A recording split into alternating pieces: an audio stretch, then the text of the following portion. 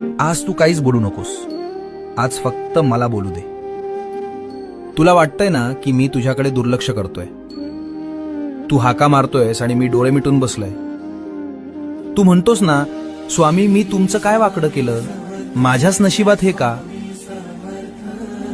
बाळा, तुला ते संकट दिसतंय, पण त्या संकटात मी तुला वाचवण्यासाठी काय सोसलंय हे तुला कसं सांगू. तुझ्यावर येणारा तो घाव मी माझ्या हातावर झेललाय.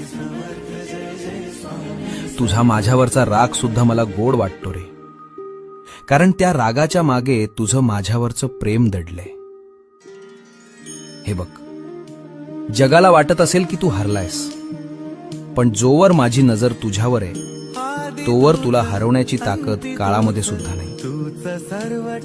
भिऊ नकोस, मी तुझ्या पाठीशी आहे.